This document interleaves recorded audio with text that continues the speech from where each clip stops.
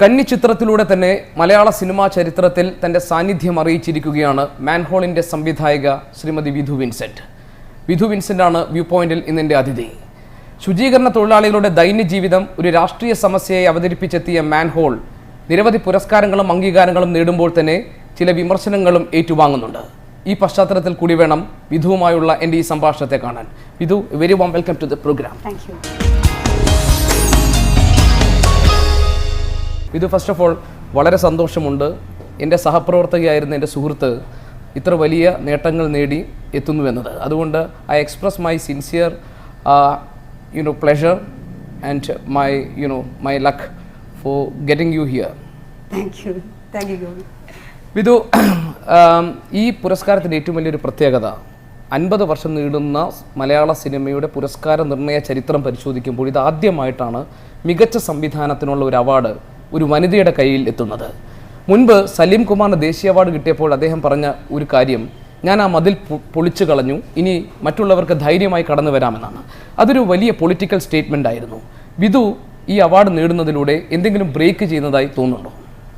സലീംകുമാർ പറഞ്ഞ വാക്കുകൾ തന്നെ കടമെടുത്തിട്ട് എനിക്കും പറയേണ്ടി വരും. അങ്ങനെയാണെങ്കിൽ ഇതൊരു ഹിസ്റ്റോറിക്കൽ അച്ചീവ്മെൻ്റ് ആണെന്ന് ഇപ്പോൾ പത്രങ്ങളിലൂടെയാണ് ഞാൻ അങ്ങനെ മനസ്സിലാക്കുന്നത്, വാർത്തകളിലൂടെയാണ് അത് ഞാൻ മനസ്സിലാക്കിയത്. അല്ലെങ്കിൽ ഈ സമയത്ത് കഴിഞ്ഞ ദിവസങ്ങളിലൊക്കെ ആയിട്ട് ആളുകൾ അത് സംസാരിക്കുന്നുണ്ട്. ഞാനല്ലല്ലോ അത് പറയേണ്ടത്, അതൊരു ഹിസ്റ്റോറിക്കൽ അച്ചീവ്മെൻ്റ് ആണോ അല്ലയോ എന്നുള്ളത്. പക്ഷേ ഭയങ്കര സന്തോഷമുണ്ട്. കാരണം ഇപ്പറഞ്ഞ മാതിരി 50 വർഷത്തിൻ്റെ ഈ സിനിമ അവാർഡ് ചരിത്രത്തിൽ ആദ്യമായിട്ട് ഒരു സ്ത്രീ എന്നുള്ള നിലയിൽ സംവിധായികയ്ക്ക് അവാർഡ് കിട്ടുന്നു. അതുപോലെ തന്നെ കഴിഞ്ഞ രാജ്യാന്തര ചലച്ചിത്രോത്സവത്തിൽ 21 വർഷത്തെ ചരിത്രത്തിൽ ആദ്യമായിട്ട് മത്സര വിഭാഗത്തിലേക്ക് ഒരു സ്ത്രീയുടെ ചിത്രം വരുമായിരുന്നു. അപ്പോൾ അങ്ങനെ ഈ സിനിമയും കടന്നു വരാൻ കഴിഞ്ഞതിൽ വളരെ സന്തോഷമുണ്ട്. അതിൻ്റെ ഒരു ഭാഗമായി നിൽക്കാൻ കഴിഞ്ഞതിൽ വളരെ സന്തോഷമുണ്ട്. കാരണം അത് എനിക്ക് തോന്നുന്നു എൻ്റെ സന്തോഷത്തേക്കാൾ അപ്പുറമേ എനിക്ക് തോന്നുന്നു അത് വേറെ ഒരുപാട് പേർക്ക് സന്തോഷം കൊടുക്കുന്നുണ്ട്. പ്രത്യേകിച്ചും ഒരുപാട് സ്ത്രീകൾക്ക് സന്തോഷം കൊടുക്കുന്നുണ്ട്, ഭയങ്കരമായ ആത്മവിശ്വാസം കൊടുക്കുന്നുണ്ട്. അപ്പോൾ അവരെന്നോട് പറഞ്ഞൊരു കാര്യം എന്ന് വെച്ചാൽ, ഞങ്ങളുടെ കൂട്ടത്തിലുണ്ടായിരുന്ന ആൾ, ഞങ്ങളോടൊപ്പം ഈ നിലത്ത് നടന്ന ഒരാൾ പെട്ടെന്ന് ഒരു സിനിമ ചെയ്യുന്നു, ഈ രീതിയിൽ മുന്നോട്ട് വരുമ്പോൾ ഞങ്ങൾക്കും ഒരുപക്ഷെ ഇതൊക്കെ ചെയ്യാൻ പറ്റും എന്ന് പറഞ്ഞൊരു അതൊരു ആത്മവിശ്വാസം ഉണ്ടല്ലോ. അതൊട്ടും ചെറിയ കാര്യമല്ല. അതെന്നോട് പല സ്ത്രീകളും നേരിട്ടും ഫോൺ വിളിച്ചും മെയിൽ വഴിയും മെസ്സേജ് വഴിയും ഒക്കെ പറയുന്നുണ്ട്. ഇപ്പോൾ ഞാൻ കഴിഞ്ഞ ദിവസങ്ങളിലൊക്കെ ക്യാമ്പസുകളിൽ പല പരിപാടികൾക്കായിട്ട് പോകുന്നുണ്ടായിരുന്നു. അപ്പോൾ അവിടെയൊക്കെ ഈ സ്ത്രീകളുടെ ഒരു അഭൂതപൂർവമായ ഒരു എന്താ പറയുക വരവും അവർ കാണാൻ വരുന്നു, സംസാരിക്കുന്നു. ഒരു പ്രാവശ്യം ഒരു ഫിലിം സൊസൈറ്റി ഈ ചിത്രം പ്രദർശിപ്പിച്ച സമയത്ത് പോയപ്പോൾ അപ്പോൾ കുറച്ച് സ്ത്രീകൾ എൻ്റെ അടുത്ത് പറഞ്ഞു, ഞങ്ങൾ തൊഴിലുറപ്പ് പദ്ധതിയിൽ ജോലി ചെയ്യുന്ന സ്ത്രീകളാണ്, ഞങ്ങളിങ്ങനെ ഈ ഫിലിം ഫെസ്റ്റിവലിൽ നിന്നും പോയിട്ട് സിനിമ കാണുന്നവരൊന്നുമല്ല, ഞങ്ങൾ നാട്ടിൽ കൊട്ടകയിൽ പോയിട്ട് സിനിമ കാണുന്നവരാണ്. ഇപ്പോൾ ഇവരെല്ലാം പറഞ്ഞു, ഒരു പെണ്ണിൻ്റെ സിനിമയാണ് ഇവിടെ കാണിക്കുന്നത്, അവർക്ക് എന്തൊക്കെയോ അവാർഡ് കിട്ടിയിട്ടുണ്ട്, ഞങ്ങൾ പത്രത്തിൽ നിങ്ങളെ പേരും പടവും ഒക്കെ കണ്ടു, ഞങ്ങൾക്ക് ഭയങ്കര സന്തോഷമുണ്ട് നിങ്ങൾ ഇതുമാതിരി ഒരു പടം എടുത്തതിന്, ഞങ്ങളെപ്പോലെ മനുഷ്യർ ഇതുപോലൊക്കെ തന്നെയാണ് ജീവിക്കുന്നതെന്ന്. അപ്പം അത് നമുക്ക് നൽകുന്ന ഒരു ഭയങ്കര എന്താ പറയുക, നമുക്ക് മുന്നോട്ട് പോകാനും ജീവിതത്തെ പ്രതീക്ഷയോടെ കാണാനും നമ്മളെയും കൂടി അത് സഹായിക്കുന്നുണ്ട്. അത് തന്നെയാണ് എനിക്ക് തോന്നുന്നു. ഞാൻ എന്തെങ്കിലും പൊളിച്ചിട്ടുണ്ടോ എന്ന് എനിക്കറിയത്തില്ല, പക്ഷേ എനിക്ക് ഇതുപോലുള്ള മനുഷ്യർക്ക് അത് സന്തോഷമായിട്ടുണ്ട്. ആ സന്തോഷത്തിലാണ് ഞാൻ പങ്കുചേരുന്നത്. അവർക്ക് മുന്നോട്ട് വരാൻ ഈ സിനിമയും അല്ലെങ്കിൽ ഈ സിനിമയുടെ വിജയവും കാരണമാകുന്നുണ്ടെങ്കിൽ അത് ഉറപ്പായിട്ടും ഒരു പൊളിക്കൽ തന്നെ. ഒരു സ്ത്രീ ഇറങ്ങി പുറപ്പെട്ട് ഒരു സാമൂഹിക വിഷയം സിനിമയാക്കി ഒരു വലിയ പ്രശ്നം സമൂഹത്തിന് മുന്നിലേക്ക് കൊണ്ടുവരിക എന്ന ദൗത്യം ഏറ്റെടുക്കുമ്പോൾ വിധു വിൻസെന്റിന് ഫിസിക്കലി ഏതെങ്കിലും തരത്തിലുള്ള ബുദ്ധിമുട്ടുകൾ, ഞാൻ പറയുന്നത് ഭൗതിക സാഹചര്യങ്ങൾ ഇതിനു നേടിയെടുക്കുന്നതിൽ എന്തെങ്കിലും തരത്തിലുള്ള ബുദ്ധിമുട്ടുകൾ ഉണ്ടായിട്ടുണ്ടോ? ഒരു ആൺകോയ്മ സമൂഹമുണ്ട് എന്ന് പറയുമ്പോൾ തന്നെ ഈ തരത്തിലുള്ള സംരംഭങ്ങൾക്ക് സ്വതന്ത്രമായി മുന്നോട്ട് നീങ്ങുന്നതിന് എവിടെയെങ്കിലും തടസ്സങ്ങൾ ഉണ്ടായിട്ടുണ്ടോ? ഗോപിക്ക് അറിയാമല്ലോ, ഞാനൊരു മാധ്യമപ്രവർത്തകയാണ്, അല്ലെങ്കിൽ അതായിരുന്നു എൻ്റെ പണി. അപ്പോൾ അതുകൊണ്ട് തന്നെ നമ്മൾ അവിടെ നിന്നിട്ട് സിനിമയിലേക്ക് വരുന്ന സമയത്ത് നമുക്ക് ഒരു മൂലധനവും ഇല്ല. ശരിക്കും പറഞ്ഞാൽ വേറെ ഒരുതരം മൂലധനവും ഇല്ല. ഒന്ന് സാമ്പത്തികമായ മൂലധനം തന്നെ ഇല്ല. പിന്നെ ഒരു സിനിമയ്ക്ക് ഒരുപക്ഷെ ആവശ്യം വേണ്ടുന്നതെന്ന് ഇൻഡസ്ട്രി കരുതുന്ന പല മൂലധനവും നമുക്കില്ല. അപ്പോൾ നമുക്ക് ഈ എന്താ പറയുക, ഈ സിനിമയിൽ നമുക്കിങ്ങനെ ഗോഡ് ഫാദേഴ്സ് ഇല്ല, അങ്ങനെ ഒരുപാട് കാര്യങ്ങളുണ്ട്. അപ്പോൾ എന്നെ സംബന്ധിച്ചിടത്തോളം സിനിമ ഒരു പാഷനായിക്കൊണ്ട് നടന്നിരുന്ന ഒരാളുമല്ല ഞാൻ. അപ്പോൾ ഞാനൊരു സിനിമ ഉണ്ടാക്കണം, അല്ലെങ്കിൽ ഞങ്ങൾക്കൊരു സിനിമ ഉണ്ടാക്കണമെന്ന് ആലോചിക്കുന്ന സമയത്ത് നമ്മൾ ഈ വിഷയം ചർച്ച ചെയ്ത് ഇതൊരു സ്ക്രിപ്റ്റായി നമ്മുടെ മുന്നിൽ എത്തുന്ന സമയത്ത് നമ്മൾ ആദ്യം നേരിടുന്നത് ഇതിന് ആര് പണം കൊടുക്കും എന്നുള്ളതൊരു പ്രശ്നം തന്നെയാണ്. ഒന്ന് പുരുഷന്മാരായിട്ടുള്ള നവാഗത സംവിധായകർക്ക് തന്നെ പ്രൊഡ്യൂസർമാരെ കിട്ടാനില്ലാത്ത കാലത്ത് ഒരു സ്ത്രീ, അതും ഒരു സിനിമാ വ്യവസായമായിട്ട് യാതൊരു ബന്ധവുമില്ലാത്തൊരു സ്ത്രീ, മാധ്യമപ്രവർത്തക മാത്രമായിരുന്നൊരു സ്ത്രീ സിനിമയിലേക്ക് വന്നിട്ട് ആരോട് കാശ് ചോദിക്കും, ആര് കാശ് ഇവർക്ക് വേണ്ടി മുടക്കും എന്നുള്ളൊരു പ്രശ്നം ഒന്നാമത് നിൽക്കുന്നു. രണ്ടാമത്തത് ഇത് പറയുന്നത് നമുക്കറിയാം, ഒരു 30-40 അല്ലെങ്കിൽ 50 പേരടങ്ങുന്ന ഒരു വലിയ ടീമാണ് എപ്പോഴും ഈ സിനിമയെ മുന്നോട്ട് കൊണ്ടുപോകുന്നത്, അല്ലെങ്കിൽ ആ സെറ്റിലുണ്ടാകുന്നത്. ഒരു ഏതാണ്ട് ഒരു 20 ദിവസം മുതൽ 30 ദിവസം വരെയൊക്കെ വേണ്ടുന്ന സമയദൈർഘ്യത്തിൽ രാവും പകലും എന്നോണം നമ്മൾ ഈ ആളുകളോടൊപ്പം വർക്ക് ചെയ്യണം. സിനിമാ രംഗത്ത് നമുക്കറിയാം, ടെക്നിക്കൽ രംഗത്താണെങ്കിലും മറ്റ് എങ്ങും സ്ത്രീകളില്ല, അഭിനയത്തിൽ ഒഴികെ. അപ്പം ഇത്രയും പുരുഷ കേന്ദ്രീകൃതമായ അല്ലെങ്കിൽ പുരുഷന്മാർ നിറഞ്ഞ ഒരു ആൾക്കൂട്ടത്തെ എങ്ങനെ കണ്ടെത്തും, എങ്ങനെ തിരഞ്ഞെടുക്കും, ഇവരുടെ സ്വഭാവം നമ്മൾ എങ്ങനെയാണ് വിലയിരുത്തുക, ഇനി അവരെന്തെങ്കിലും പ്രശ്നം ഉണ്ടാക്കുമോ, ഇങ്ങനെ 100 സംഗതികൾ നമ്മളെ അലട്ടുന്നുണ്ട്. പക്ഷേ നമ്മളങ്ങനെ ഒരു ടീമിനെ എന്താ പറയുക ഗ്രൂപ്പ് ചെയ്ത് കൊണ്ടുവരികയും ആ ഗ്രൂപ്പിനോട് നമ്മൾ ആദ്യം തന്നെ പക്ഷേ ഒരു കാര്യം പറഞ്ഞു, ഇതിനകത്ത് സ്ത്രീവിരുദ്ധമായ കമൻറ്റുകൾ പാടില്ല, അല്ലെങ്കിൽ സ്ത്രീവിരുദ്ധമായ സംസാരങ്ങൾ പാടില്ല, അത്തരം ചില ധാരണകൾ ആദ്യം തന്നെ ഞങ്ങൾക്ക് ആളുകളോട് പറയേണ്ടി വന്നു. വേറൊന്നും കൊണ്ടല്ല, കാരണം നമ്മൾ ഈ ഷൂട്ടിംഗ് ലൊക്കേഷനിലൊക്കെ റിപ്പോർട്ടിങ്ങിന് പോകുന്ന സമയത്ത് നമ്മൾ പലപ്പോഴും കേട്ടിട്ടുണ്ട് എങ്ങനെയാണ് ആളുകൾ സംസാരിക്കുന്നത്, സ്ത്രീകളെക്കുറിച്ച് പറയുന്നത്. പ്രത്യേകിച്ചും ഒരു കമാൻഡിങ് പവറിൽ ഒരു സ്ത്രീ നിൽക്കുന്ന സമയത്ത് എനിക്കറിയാം പിന്നെ എന്തൊക്കെയായിരിക്കാം എന്നെക്കുറിച്ച് ആളുകൾ ആലോചിക്കാൻ പോകുന്നത്. ഞാൻ ഈ ഷോട്ട് ഇതിങ്ങനെ വേണ്ട അങ്ങനെ വേണമെന്ന് പറയുമ്പോൾ സ്വാഭാവികമായും ചിലപ്പോൾ ക്യാമറാമാനോ അല്ലെങ്കിൽ കൂടെ നിൽക്കുന്നവർക്കോ ഇവരത് ഇതിപ്പോൾ പറയാൻ, ഇവരിപ്പോൾ ഇന്നിങ്ങോട്ട് വന്നിരിക്കുന്ന ആളല്ലേ, ഇന്നലെ ഇപ്പോൾ ഇത് മറ്റേ മഴയിൽ മുളച്ച തകരയ്ക്ക് വന്നിട്ട് ഇങ്ങനെ പറയാൻ പറ്റുമെന്നൊക്കെ അവർ ആലോചിക്കുന്നുണ്ടാകാമെന്ന് എനിക്കൊരു ആലോചനയുണ്ട്. അപ്പോൾ അതുകൊണ്ട് തന്നെ ഞാൻ കുറച്ച് അക്കാര്യത്തിൽ ഒരു പ്രിക്കോഷൻസ് എടുത്തിരുന്നു, ഇങ്ങനെ പറയാൻ പാടില്ല. പിന്നെ എനിക്ക് തോന്നുന്നു സ്ത്രീകളുടെ ഒരു സാന്നിധ്യം എന്ന് വെച്ചാൽ പിന്നെ അഭിനയത്തിനപ്പുറത്തേക്ക് ഇപ്പം എൻ്റെ അസോസിയേറ്റ് ഡയറക്ടറായിരുന്ന സോഫിയ ബിന്ദ്, അതുപോലെ എൻ്റെ മേക്കപ്പിലും കോസ്റ്റ്യൂംസിലും എന്നെ സഹായിച്ചിട്ടുള്ള സ്ത്രീകൾ, ഇങ്ങനെ ഒരു കുറച്ച് പേര് സ്ത്രീകൾ എന്നുള്ള നിലയിൽ ഞങ്ങളുടെ കൂടെ ഉണ്ടായിരുന്നു. അപ്പോൾ അവരോടും സഭ്യമായ സമീപനം ഉറപ്പുവരുത്തണം എന്നുള്ള കാര്യത്തിൽ എനിക്ക് നിർബന്ധമുണ്ടായിരുന്നു. എനിക്ക് തോന്നുന്നു ഈ മാധ്യമ പ്രവർത്തന പരിചയത്തിൽ 10-12 വർഷമായി ഈ ഫീൽഡിൽ നിൽക്കുന്ന ഒരാളെന്നുള്ള നിലയിൽ വിഷ്വൽ മീഡിയയിൽ നമുക്കുണ്ടായിട്ടുള്ള ഒരു പരിചയവും അനുഭവവും ഒരുപാട് തരത്തിൽ നമുക്ക് തുണയായിട്ടുണ്ട്. പ്രത്യേകിച്ചും പുരുഷന്മാരായിട്ടുള്ള സഹപ്രവർത്തകരോട് ഇടപെടാൻ, പിന്നെ ഒരുപക്ഷെ അവരുടെ ഭാഗത്തുനിന്ന് മോശമായ സമീപനം ഉണ്ടാകുമ്പോൾ എങ്ങനെ അതിനെ ടാക്കിൾ ചെയ്യണം എന്നാലോചിക്കാൻ, ഇങ്ങനെ ഒരുപക്ഷെ അത്തരത്തിലുള്ള അനുഭവ പരിചയങ്ങളാണ് ഒരു തരത്തിൽ ചില പ്രശ്നങ്ങളെ, പ്രതിസന്ധികളെ അതിജീവിക്കാൻ എനിക്ക് കരുത്തായത്. മാധ്യമപ്രവർത്തനത്തിൽ നിന്നാണല്ലോ സിനിമയിലേക്ക് വരുന്നത്. അപ്പോൾ പ്രത്യേകിച്ച് ദൃശ്യമാധ്യമ പ്രവർത്തകയായി നിൽക്കുമ്പോൾ തന്നെ വാർത്തകൾക്ക് പോലും ഒരു വാണിജ്യ സ്വഭാവം വന്നിരിക്കുന്ന ഒരു കാലഘട്ടമാണിത്. അങ്ങനെ വലിയ കമേഴ്ഷ്യൽ ഇൻഫ്ലുവൻസും പ്രഷറും ഒക്കെ ഉണ്ടാകുന്ന ഒരു മേഖലയിൽ നിന്ന് വന്നിട്ട് സിനിമയിലേക്ക് വരുമ്പോൾ, അതായത് കുറേ കൂടി ഒരു ജനകീയമായ മാധ്യമത്തിലേക്ക് എത്തുമ്പോൾ ഒരു ജനപ്രിയ സ്വഭാവമുള്ള ഒരു സിനിമയെക്കുറിച്ച് എന്തുകൊണ്ടാണ് വിധു ആലോചിക്കാതിരുന്നത്? ശുചീകരണ തൊഴിലാളികളുടെ പ്രശ്നങ്ങളാണ് അവതരിപ്പിക്കുന്നത് എങ്കിൽ പോലും അതിന് ഒരു സമാന്തര സിനിമയുടെ ചേരുവകൾ വേണം എന്ന ശാഠ്യം വിധുവിനുണ്ടായിരുന്നു. ഗോപി, ഞാൻ ആദ്യം പറഞ്ഞല്ലോ, ഇത് ഈ പറഞ്ഞ മാതിരി നമ്മൾ മാധ്യമപ്രവർത്തനത്തിൽ നിന്നാണ് വരുന്നത്. ഈ വിഷയത്തിന് ആധാരമായ, ഈ സിനിമയ്ക്ക് ആധാരമായ ഒരു വിഷയം ഞാൻ കണ്ടെത്തുന്നതും ഒരുപക്ഷെ എൻ്റെ ജോലിയുടെ ഭാഗമായിട്ടാണ്. ഇപ്പോൾ മീഡിയ വണ്ണിൽ തന്നെ സംപ്രേഷണം ചെയ്ത വൃത്തിയുടെ ജാതി എന്നുള്ള ഡോക്യുമെൻ്ററി ആദ്യം അത് സംബന്ധിച്ച് എഴുതുകയും വരയ്ക്കുകയൊക്കെ ചെയ്തിരുന്നു. ഈ ഡോക്യുമെൻ്ററി ഉണ്ടാക്കി കഴിഞ്ഞിട്ടും ആ വിഷയം പ്രസക്തമായി തന്നെ നിലനിൽക്കുന്നുണ്ടായിരുന്നു. അപ്പോൾ അതുകൊണ്ട് നമ്മളെ സംബന്ധിച്ച് അലട്ടിയ ഒരു പ്രശ്നം, എങ്ങനെയാണ് ഈ വിഷയത്തെ ഒരു വലിയ ക്യാൻവാസിൽ, ഒരു വലിയ ഫ്രെയിംവർക്കിൽ പറയാൻ പറ്റുന്നത്? കുറച്ചുകൂടി മനുഷ്യരോട് ഇത് സംവദിക്കേണ്ടതുണ്ട്, ആളുകൾ ഇത് ചർച്ച ചെയ്യേണ്ടതുണ്ട്. ഭരണകൂടവും പൊതുസമൂഹവും അവഗണിക്കുന്ന ഒരു വിഷയം എങ്ങനെയാണ് ഒരു ഉറക്കെ പറയാൻ പറ്റുന്നത് എന്നുള്ളൊരു ആലോചനയാണ് സത്യത്തിൽ ആദ്യമായി മുന്നോട്ട് നയിക്കുന്നത്. അങ്ങനെയാണ് മാൻഹോൾ ഒരു സ്ക്രിപ്റ്റ് എന്ന നിലയിൽ ഫോം ചെയ്യുന്നത്. എൻ്റെ അടുത്ത സുഹൃത്തായ ഉമേഷ് ഓമനക്കോട്ടാണ് ഇതിൻ്റെ സ്ക്രിപ്റ്റ്, അതിൻ്റെ ഒരു ഡ്രാഫ്റ്റ് തയ്യാറാക്കിക്കൊണ്ട് വരുന്നത്. അപ്പോൾ തന്നെ ആ സ്ക്രിപ്റ്റ് നോക്കുമ്പം ഇത് കുഴപ്പമില്ല, ഇത് വേണമെങ്കിൽ നമുക്ക് സിനിമ ആക്കാം, അറ്റംപ്റ്റ് ചെയ്യാവുന്നതാണെന്നൊരു തോന്നലുണ്ടായിരുന്നു.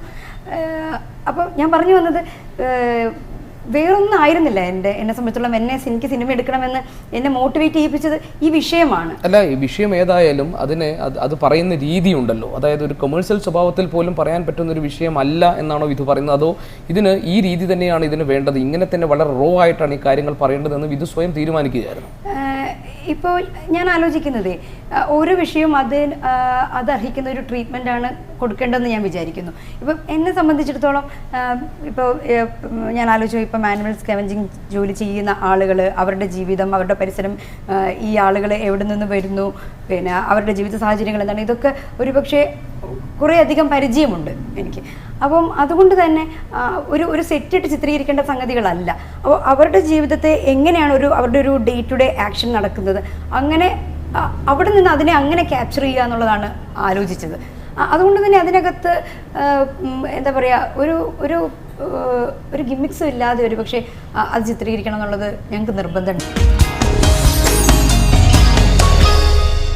വളരെ വലിയ രീതിയിൽ വിധുവിൻ്റെ സിനിമ സ്വീകരിക്കപ്പെടുമ്പോൾ തന്നെ മറുഭാഗത്ത് ഉന്നയിക്കപ്പെടുന്ന പ്രധാനപ്പെട്ട വിമർശനങ്ങളുടെ ഒരു ത്രസ്റ്റ് എന്ന് പറയുന്നത് അത് ഈ പറഞ്ഞതുപോലെ തന്നെ അത് ഒരു ഡോക്യുമെൻ്ററി സ്വഭാവത്തിലേക്ക് ഈ സിനിമ പോകുന്നു, അതിൻ്റെ സിനിമാറ്റിക് ഇലമെൻറ്റ് കുറവാണെന്നതാണ്.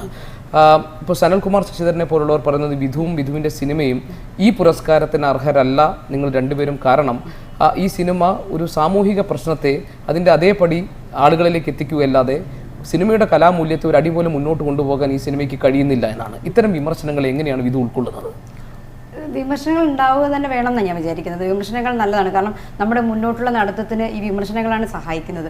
പക്ഷെ ഞാൻ വിചാരിക്കുന്നത് ഈ സിനിമ എനിക്ക് ഇങ്ങനെ എടുക്കാനാണ് ഞാൻ വിചാരിച്ചിരുന്നത്. ഈ സിനിമ ഇങ്ങനെയാണ്, അതുകൊണ്ടാണ് ഈ സിനിമ ഇങ്ങനെ എടുത്തത്. ഇനി ഈ സിനിമയ്ക്ക് അപ്പുറത്തേക്ക് ഒരു പക്ഷേ മറ്റാർക്കെങ്കിലും ഈ സിനിമയെ മറ്റേതെങ്കിലും തരത്തിൽ വിഭാവനം ചെയ്യാൻ പറ്റുമായിരിക്കും. അത് അവർ ചെയ്യേണ്ട ഒരു കാര്യമാണ്. ഈ സിനിമയെ സംബന്ധിച്ചിടത്തോളം എനിക്ക് തോന്നുന്നത് ഈ സിനിമ വേറൊരു രീതിയിൽ എന്തൊക്കെ തരത്തിൽ ചലനങ്ങൾ ഇപ്പോൾ ഉണ്ടാക്കിയിട്ടുണ്ടോ അത് തന്നെയാണ് ഈ സിനിമയുടെ എന്താ പറയുക വിജയം എന്ന് ഞാൻ വിചാരിക്കുന്നു.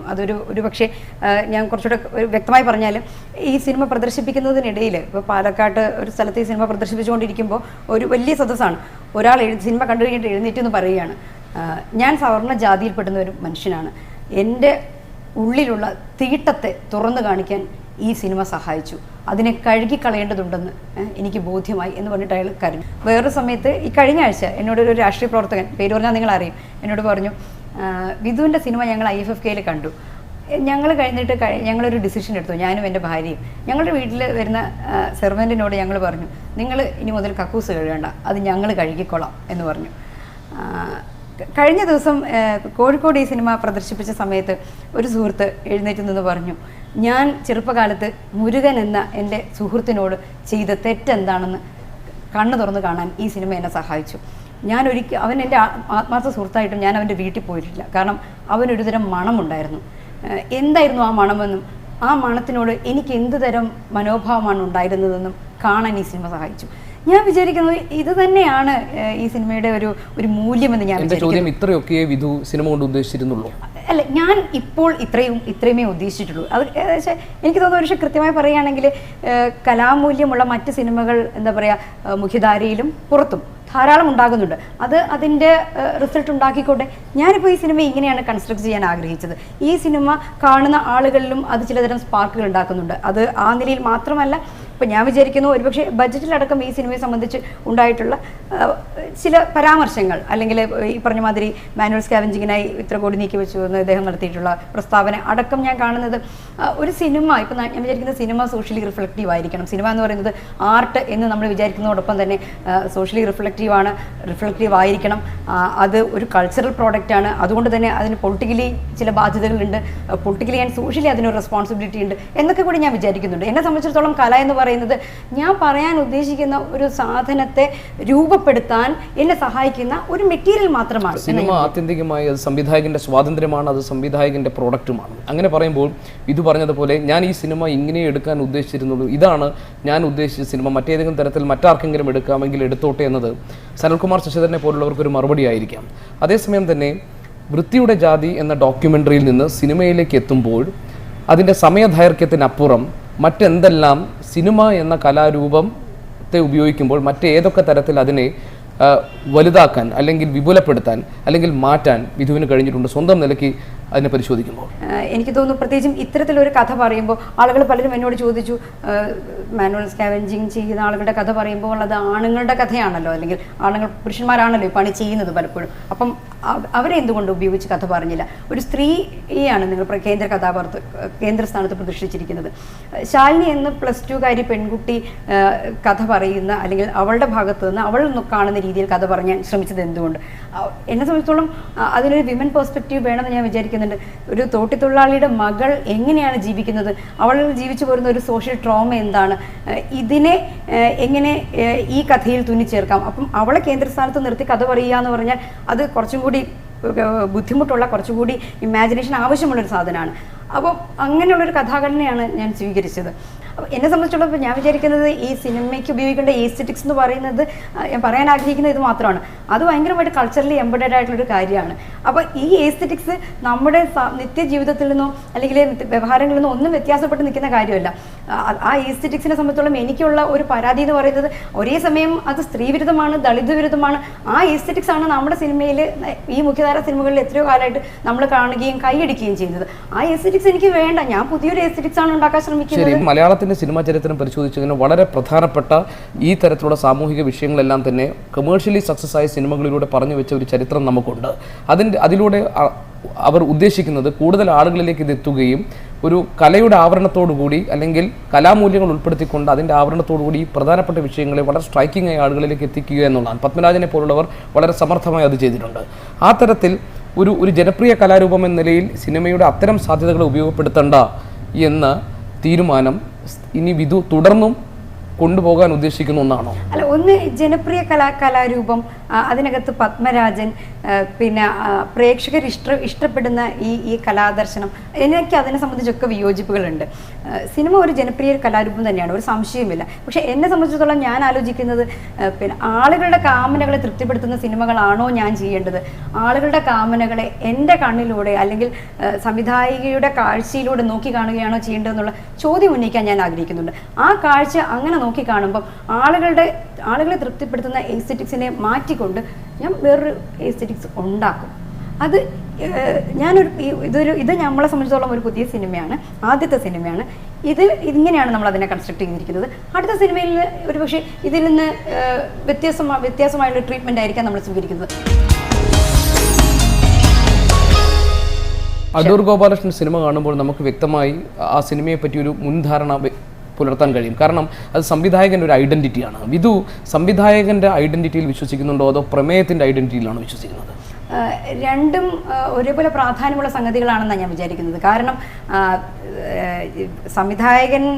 സംവിധായകൻ്റെ ഐഡൻറ്റിറ്റിയിൽ നിന്നാണ് നമ്മൾ തിരഞ്ഞെടുക്കുന്ന പ്രമേയങ്ങൾ എങ്ങനെയാകണമെന്ന് നമ്മൾ നിശ്ചയിക്കുന്നത്. ഓരോ സിനിമയും ഓരോ തരത്തിലായിരിക്കുമെന്ന് ഞാൻ പറഞ്ഞു, അത് ട്രീറ്റ്മെന്റിന്റെ കാര്യത്തിലാണ്.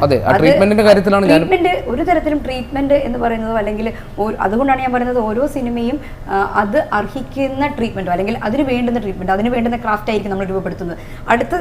അടുത്ത ഞാൻ ചെയ്യാൻ പോകുന്ന സിനിമ വളരെ വ്യത്യസ്തമായ ഒരു ട്രീറ്റ്മെന്റിലാണ് ഞങ്ങൾ. വേണമെങ്കിൽ ഒരു ജനപ്രിയ സിനിമയുടെ ചേരുവകൾ അതിൽ പ്രതീക്ഷിക്കാം, വേണമെങ്കിൽ. അല്ലെ, ഒന്ന് ജനപ്രിയ സിനിമ, അതിന്റെ ചേരുവകൾ, ഈ ഇത്തരത്തിലുള്ള ഒരു നമ്മളെന്താ പറയുക, വളരെ സ്റ്റീരിയോ ടൈപ്ഡ് ആയിട്ടുള്ള നമ്മുടെ ചില നോഷൻസ് ഉണ്ടല്ലോ, അത് ഭയങ്കര പ്രശ്നമാണ്. ജനപ്രിയ സിനിമകൾ, ചേരുവകൾ, അതിന്റെ ഫോർമുലകൾ, ജനപ്രിയ എസ്തെറ്റിക്സ് എന്നൊക്കെ പറയുന്നത് ഒരു പ്രശ്നം പിടിച്ച സംഗതി തന്നെയാണ്. പുതുതായി ഒരു എസ്തെറ്റിക്സ് രൂപപ്പെടുത്തിയെന്ന് പറഞ്ഞല്ലോ, ഞാൻ രൂപപ്പെടുത്തിയെന്ന് പറയാൻ ശ്രമിക്കുകയല്ല, അത് രൂപപ്പെടുത്തേണ്ടതുണ്ട് എന്ന് എന്തായാലും ഞാൻ വിചാരിക്കുന്നു. അതായത് ഇപ്പോൾ ഇതുവരെ മലയാളികൾ കണ്ടു ശീലിച്ചിട്ടുള്ള സമാന്തര സിനിമയുടെ സൗന്ദര്യശാസ്ത്ര സങ്കല്പങ്ങളെ പൊളിച്ചു മാൻഹോൾ എന്ന് കരുതുന്നുണ്ടോ? അങ്ങനെ പൊളിച്ചിട്ടൊന്നും ഉണ്ടാവില്ല. അങ്ങനെ ഒരു എന്താ പറയുക, ചിലതരം ശ്രമങ്ങൾ ഞങ്ങൾ അതിനകത്ത് നടത്തുന്നുണ്ട്. അതിപ്പോൾ ശ്രമങ്ങളായിട്ട് ആൾക്കാർക്ക് തോന്നുന്നില്ലെങ്കിൽ നമുക്കൊന്നും ചെയ്യാൻ പറ്റില്ല. പക്ഷേ സോഫാർ ഞാനിപ്പോൾ വിചാരിക്കുന്നത് ഒരു സിനിമ എന്തെങ്കിലും തരത്തിൽ ചില സ്പാർക്ക് ആൾക്കാരിൽ ഉണ്ടാക്കണമെന്ന്, അല്ലെങ്കിൽ ഒരു സിനിമയാകട്ടെ, ഒരു കലാരൂപം, നമ്മളൊരു പെയിൻറ്റിങ് കാണുന്നു, നമ്മളൊരു കഥ കേൾക്കുന്നു, ഒരു കവിത കേൾക്കുന്നു, ഒരു നാടകം കാണുന്നു, അതെന്തെങ്കിലും തരത്തിലൊന്ന് നമ്മളെ ഒന്ന് അസ്വസ്ഥപ്പെടുത്തണം. ഈ അസ്വസ്ഥപ്പെടുന്ന മനസ്സായിട്ടായിരിക്കും നമ്മൾ തിരിച്ചു പോകേണ്ടത്, തിയേറ്റർ വിട്ടു പോകേണ്ടത്. ആ അസ്വസ്ഥത ആളുകളിൽ ഉണ്ടാക്കിയിട്ടുണ്ടെന്ന്, ഈ സിനിമ ഉണ്ടാക്കിയിട്ടുണ്ടെന്നുള്ള കാര്യത്തിൽ എനിക്ക് യാതൊരു സംശയമില്ല. അതുകൊണ്ട് തന്നെ ഇത് സിനിമ എന്നുള്ള നിലയിൽ അതിൻ്റെ ഒരു ഉത്തരവാദിത്വം നിറവേറ്റിയിട്ടുണ്ട് എന്ന് തന്നെയാണ് ഞാൻ വിചാരിക്കുന്നത്. മികച്ച സിനിമയെ തിരഞ്ഞെടുക്കാൻ വേണ്ടിയുള്ള ജൂറിയുടെ ശ്രമങ്ങളിൽ ഏറ്റവും അവസാനം അവരുടെ പരിഗണനയിൽ വന്ന 4 ചിത്രങ്ങൾ, അതിലൊന്ന് വിധുവിൻ്റെ മാൻഹോൾ, പിന്നൊന്ന് മഹേഷിൻ്റെ പ്രതികാരം, പിന്നെ ഒന്ന് ആറടി, പിന്നെ ഒറ്റയാൾ പാത.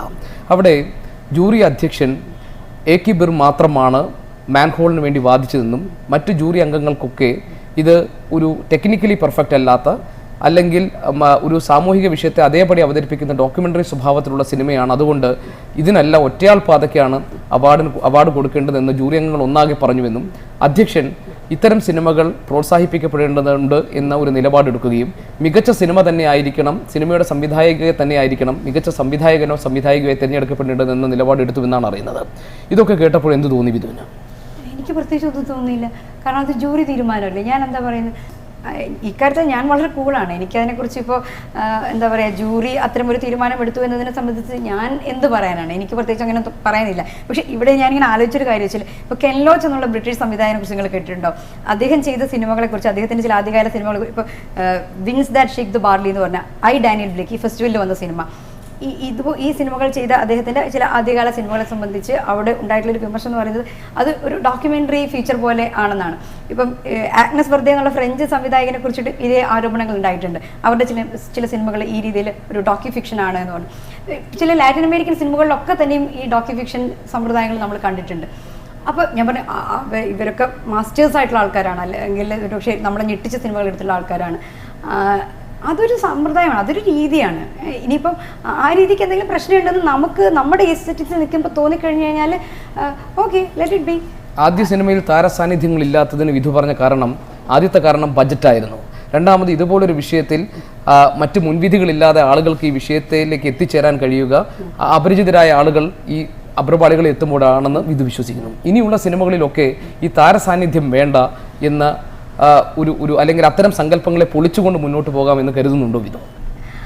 ഇറ്റ് ഡിപ്പെൻസ്, എനിക്കറിയത്തില്ല. കാരണം നമ്മുടെ സിനിമ അല്ലെങ്കിൽ നമ്മൾ കൈകാര്യം ചെയ്യുന്ന വിഷയം എന്ത് തരത്തിലുള്ള ഒരു കഥാപാത്രത്തെയും ഒരു രൂപത്തെയും ഒരു ഭാവത്തെയുമാണ് ആഗ്രഹിക്കുന്നത്, അത് കൊടുക്കുക എന്നുള്ളതാണ് ഞാൻ ചെയ്യേണ്ടതെന്ന് വിചാരിക്കുന്നു. കാരണം ഈ സിനിമ ചെയ്ത് കഴിഞ്ഞപ്പോൾ, ഈ സിനിമയെ കണ്ടു കഴിഞ്ഞവർ പറഞ്ഞൊരു കാര്യം എന്ന് വെച്ചാൽ, ഇതിനകത്ത് ഒരു കഥാപാത്രവും അതല്ല അവരെന്ന് തോന്നുന്നില്ല എന്ന് പറഞ്ഞു.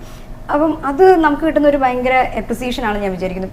എല്ലാ സമയത്തും ഞാൻ വിചാരിക്കുന്നു ഇത് നമുക്ക് പരീക്ഷണങ്ങൾക്ക് സാധ്യമായിട്ടുള്ള ഒരു മേഖലയാണ്, ഒരു കലാമാധ്യമമാണ്. അതിനെ അത്തരത്തിൽ പരീക്ഷണങ്ങളിലൂടെ കടത്തി വിടണം. നമ്മൾ അല്ലാതെ ഈ പറഞ്ഞ മാതിരി സ്ഥിരം ഫോർമുലകൾ, നിങ്ങൾ നേരത്തെ പറഞ്ഞ ജനപ്രിയ ഫോർമുലകൾ ഉപയോഗിച്ചുകൊണ്ട് നമ്മൾ ഇത്തരം സാധനങ്ങൾ ആവർത്തിക്കേണ്ട ഒരു കാര്യമില്ല. അങ്ങനെ ആവർത്തിച്ച് ഇവിടെ ഉണ്ടായിട്ടുള്ള സിനിമകൾ എത്രത്തോളമാണ് അപകടകാരിയായിട്ടുള്ളതെന്നുള്ള ഒരുപക്ഷെ നമ്മളിപ്പോൾ സിനിമ ഇൻഡസ്ട്രിയിൽ നിന്ന് വാർത്തകൾ കേട്ടാൽ നമുക്ക് മനസ്സിലാവും. അടൂർ ഗോപാലകൃഷ്ണയുടെ ഒരു അഭിമുഖത്തിൽ അദ്ദേഹം പറഞ്ഞത്, വളരെ ക്രിമിനൽ സ്വഭാവമുള്ള, അതല്ലെങ്കിൽ വലിയ വയലൻസും അല്ലെങ്കിൽ ഈ പറയുന്ന ജനപ്രിയ ചേരുവകൾ വല്ലാതെ കിടക്കുന്ന സിനിമകൾ കാണാൻ അദ്ദേഹത്തിന് താല്പര്യമില്ല എന്നാണ്. ഏത് തരത്തിലുള്ളൊരു സെൻസിബിലിറ്റിയാണ് ഒരു പ്രേക്ഷക എന്ന നിലയിൽ വിധു വിൻസെൻറ്റിനുള്ളത്? പുലിമുരുകൻ പോലെയുള്ള വമ്പൻ ഹിറ്റ് സിനിമകൾ, അല്ലെങ്കിൽ ആ തരത്തിൽ അങ്ങേയറ്റം ജനപ്രിയമായി മാറിയ അത്തരം മസാല സിനിമകൾ വിധു കണ്ട് ആസ്വദിക്കാറുണ്ടോ? പുലിമുരുകൻ ഞാൻ കണ്ടിട്ടില്ല, തിയേറ്ററിൽ പോയി കണ്ടിട്ടില്ല. പുലിമുരുകൻ മാത്രമല്ല, അത്തരത്തിൽ വന്നിട്ടുള്ള ഇപ്പോൾ കസബ, അങ്ങനെ പോലുള്ള ഹാപ്പി വെഡിങ്, ഇതൊക്കെ വളരെ ആഘോഷിക്കപ്പെട്ട് വന്ന സിനിമകളാണ്. ഹാപ്പി വെഡിങ് കുറേ ദിവസം ഓടിയ, ഇപ്പോൾ നമുക്ക് തന്നെ പറയുന്നത് ഈ 100 crore ക്ലബിൽ അംഗമാകുക എന്നുള്ളതാണ് ഒരു പുതിയ എന്താ പറയുക, ഇവിടെ ആഘോഷിക്കപ്പെടുന്ന ഒരു സാധനമായി ഇപ്പോൾ പറഞ്ഞു കേൾക്കുന്നത്. അത്തരം സിനിമകളൊന്നും ഞാൻ കണ്ടിട്ടില്ല സത്യം പറഞ്ഞാൽ. പിന്നെ എനിക്ക് തോന്നുന്നത് ഇപ്പോൾ നമ്മൾ ഇത്തരം സിനിമകളിലൊക്കെ, ഇപ്പോൾ പുലിമുരുകൻ പോലുള്ള സിനിമയെക്കുറിച്ച് ഞാൻ പറഞ്ഞു കേട്ടത്, പറയുന്ന പല ഡയലോഗും ഭയങ്കരമായ ഒരു സെക്കൻഡ് മീനിങ് ഉള്ള, ഇന്നർ മീനിങ് ഉള്ള ഒരു സ്ത്രീവിരുദ്ധമായ വർത്തമാനങ്ങളാണ് പലപ്പോഴും ആളുകൾ പറഞ്ഞുകൊണ്ടിരിക്കുന്നത്. ഹാപ്പി വെഡിങ് പോലുള്ള സിനിമേൻ്റെ ക്ലിപ്പിംഗ് കണ്ടു കഴിഞ്ഞാൽ ആദ്യന്തം അത്തരത്തിലുള്ള ഡയലോഗുകൾ മാത്രമേ ഉള്ളൂ. ഒന്ന് നമ്മുടെ തമാശ, ഇത്തരത്തിലുള്ള വർത്തമാനങ്ങൾ, ഇതൊക്കെ ഞാൻ ആലോചിക്കുന്നത് ഇതൊന്നും കണ്ടിട്ട് നമുക്ക് ഒരു പ്രശ്നവും തോന്നുന്നില്ല. ഇതൊക്കെ ഈ എസ്തെറ്റിക്സിനെ സംബന്ധിച്ച് നമുക്ക് ഒരു വിരുദ്ധാഭിപ്രായവും പലരും ഉന്നയിക്കുന്നില്ല എന്നുള്ളൊരു യാഥാർത്ഥ്യമുണ്ടല്ലോ. അതൊരു പ്രശ്നം പിടിച്ച യാഥാർത്ഥ്യമില്ല. അപ്പോൾ നമ്മുടെ സിനിമയിൽ നമ്മൾ ആഘോഷിക്കുന്നത് ഇത്തരത്തിലുള്ള സ്ത്രീവിരുദ്ധ തമാശകൾ, ദളിത് വിരുദ്ധ തമാശകൾ, ഇത്തരത്തിലുള്ള സ്ത്രീവിരുദ്ധ ഡയലോഗ് കേട്ടിട്ട് കൈയടിക്കുന്ന ഒരു വലിയ ജനക്കൂട്ടം, ഇതൊക്കെയാണ് നമ്മൾ കഴിഞ്ഞ കുറേ കാലമായിട്ട് ഗംഭീരമായി എന്ന് പറഞ്ഞ് ഇങ്ങനെ കണ്ടുകൊണ്ടിരിക്കുന്നത്, അല്ലെങ്കിൽ ആഘോഷിച്ചുകൊണ്ടിരിക്കുന്നത്. എന്നിട്ട് അതിൻ്റെ ആഘോഷങ്ങളിൽ നമ്മളും അറിയാതെ പങ്കുചേരുന്നുമുണ്ട്. ഈ സിനിമകളെ നമ്മളും കണ്ട് വിജയിപ്പിക്കുന്നുണ്ട്. ഇതിലെന്തായാലും ഞാൻ പെടത്തില്ല. ഇത്തരം സാമൂഹിക പ്രസക്തിയുള്ള അല്ലെങ്കിൽ സാമൂഹിക ഉത്തരവാദിത്വം നിറവേറ്റപ്പെടുന്ന സിനിമകൾക്ക് കിട്ടുന്ന അംഗീകാരങ്ങൾ കൂടുതൽ ഇതുപോലുള്ള സിനിമകൾ മലയാളത്തിൽ ഉണ്ടാകാനും മലയാളത്തിൻ്റെ സിനിമാ ഭാവി ശോഭനമാക്കാനും സഹായിക്കും എന്ന് കരുതുന്നുണ്ടോ? എന്ന് തന്നെയാണ് ഞാൻ വിചാരിക്കുന്നത്. കാരണം ഇപ്പോൾ ഈ സിനിമ, ഇത്തരത്തിലുള്ള സിനിമകൾ അംഗീകരിക്കപ്പെടുമ്പോഴേ സ്വാഭാവികമായും അത് വേറൊരു രീതിയിൽ ആളുകളെയും എന്നാൽ അന്ന് പോയി നോക്കിക്കളയാം എന്ന തരത്തിൽ അവരെ ഒന്ന് അനക്കാറുണ്ട്. അപ്പോൾ എല്ലായ്പ്പോഴും എല്ലാ സാമൂഹ്യ മുന്നേറ്റങ്ങൾക്കും സാമൂഹ്യ മാറ്റത്തിനും കാരണമായിട്ടുള്ള കഥകളും കവിതകളും സിനിമകളും പാട്ടുകളും ഒക്കെ നമ്മൾ എത്രയോ കണ്ടിട്ടുണ്ട്. എന്നെ സംബന്ധിച്ചോളം കല, ഏതു തരത്തിലുള്ള കലയും സാമൂഹ്യ സ്പർശിയായിരിക്കണം, സമൂഹത്തെ ചലിപ്പിക്കുന്നതായിരിക്കണം, സമൂഹത്തെ മാറ്റാൻ കഴിയുന്നതായിരിക്കും. മലയാളത്തിലെ ഒരു പ്രമുഖ നടി അപമാനിക്കപ്പെട്ട സംഭവത്തിൽ സിനിമാ മേഖലയിൽ നിന്നുള്ള വലിയ പ്രതിഷേധമുണ്ടായി. അതോടൊപ്പം തന്നെ ചേർത്ത് വെച്ച് പലതരത്തിലുള്ള ചർച്ചകളും സംവാദങ്ങളും തുടങ്ങി വന്നിട്ടുണ്ട്. അതിലൊന്ന്, സിനിമ മുഴുവൻ നിയന്ത്രിക്കപ്പെടുന്നത് മാഫിയകളാണെന്നും അവിടെ താരാധിപത്യത്തിലാണ് കാര്യങ്ങളെല്ലാം നടക്കുന്നതെന്നുമാണ്. മലയാള സിനിമയിലേക്ക് പ്രവേശിക്കാൻ ആക്രമിക്കപ്പെട്ട ഒരാളെന്ന നിലയിൽ ഈ തരം പ്രവണതകളെക്കുറിച്ച് വിധു ബോധവതിയാണോ? ഇപ്പോൾ ഈ നടി ആക്രമിക്കപ്പെട്ടതുപോലെയുള്ള സംഭവത്തെ ഞാൻ വിചാരിക്കുന്നു ഒരുപക്ഷെ സ്ത്രീകൾ എവിടെയാണ്, സ്ത്രീകൾ മലയാള സിനിമയിൽ എങ്ങനെയാണ് അടയാളപ്പെട്ടുകൊണ്ടിരിക്കുന്നത് എന്നതിൻ്റെ ഒരു സൂചന ഈ സംഭവം നൽകുന്നുണ്ട്.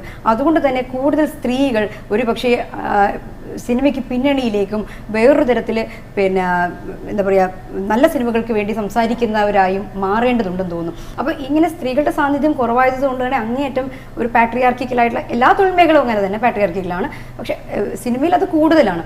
ഞാൻ വിചാരിക്കുന്നു കൂടുതൽ സ്ത്രീകൾ വരികയും അവിടെ എന്താ സ്ത്രീ ഫ്രണ്ട്ലി ആക്കുകയും ചെയ്യേണ്ടത് ഒരു ആവശ്യമുണ്ട്, ഒരു വല്ലാത്ത ആവശ്യമുണ്ട്. അപ്പോൾ അങ്ങനെ കമാൻഡിങ് പൊസിഷനിലേക്ക് ഒരു സ്ത്രീ വന്നാൽ തന്നെ മറ്റ് ഇടങ്ങളിലേക്ക് കൂടുതൽ സ്ത്രീകൾക്ക് വരാനുള്ളൊരു വഴി ഉണ്ടാക്കാൻ പറ്റുള്ളൂ.